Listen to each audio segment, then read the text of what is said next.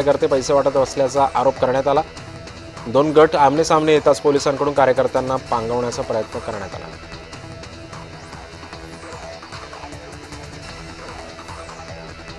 महानगरपालिका निवडणुकीच्या प्रचार सभेमधून मुख्यमंत्री फडणवीसांनी मोबाईलवरून मतदारांशी संवाद साधला। राष्ट्रवादी भाजप युतीच्या उमेदवारांच्या प्रचार सभेसाठी आमदार प्रवीण दरेकर काल महाडमध्ये उपस्थित होते। यावेळी प्रवीण दरेकरांनी मुख्यमंत्र्यांना फोन लावला। युतीच्या उमेदवारांना निवडून देण्याचं आवाहन फडणवीसांनी केलं। निलेश राणेंना एकटे पाडण्याचा प्रयत्न केला जातोय। आम्ही फक्त विकासाच्या मुद्द्यावर निवडणूक लढवतोय। सर्व उमेदवारांच्या मागे ताकद उभी करणार असल्याचं वक्तव्य नितेश राणे यांनी केलंय।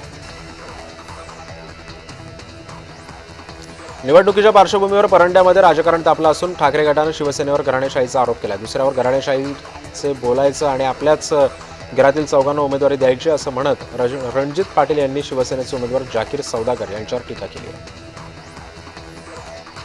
उपमुख्यमंत्री एकनाथ शिंदे यांनी पुन्हा एकदा लाडकी बहीण योजनेचा उल्लेख केलाय। मी मुख्यमंत्री असताना लाडकी बहीण योजना सुरू केली। विरोधकांनी त्यातही खोडा घातला, पण माझ्या बहिणींनी मला यांना धडा शिकवला असं वक्तव्य एकनाथ शिंदे यांनी केलं।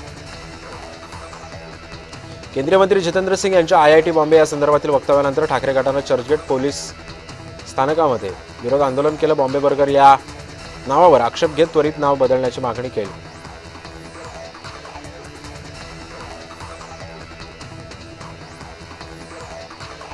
मुंबईतील प्रदूषणाच्या मुद्द्यावरून काँग्रेस आक्रमक झाली। मुंबईतील वाढतं प्रदूषण चिंताजनक असून रुग्णवृद्धासाठी वातावरण अतिशय धोकादायक असल्याची प्रतिक्रिया वर्षा गायकवाड यांनी दिली। मुंबई काँग्रेसच्या वतीनं प्रदूषणाच्या विषयावर जाहीरनामा सादर करण्यात येणार असल्याची माहिती काँग्रेसचे मुख्य प्रवक्ते सचिन सावंत यांनी दिली। BMCच्या मॉनिटरिंग सिस्टीमही नादुरुस्त पडलेले आहेत आणि डम्पिंग ग्राउंडमुळे प्रदूषणामध्ये भर पडते असा आरोपही त्यांनी यावेळी केला।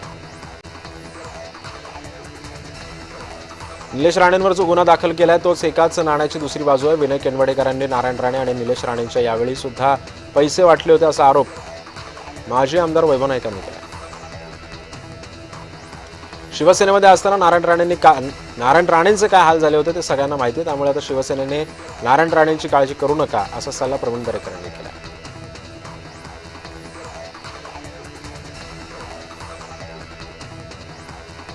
अकोल्याच्या हिवरखेड येथील शिंदेची सभा रद्द करण्यात आली। त्यामुळे अंधारामुळे वैमानिकानं विमान उड्डाणाला नकार दिला। एकनाथ शिंदेंनी फोनवरून सभेला संबोधित केलं।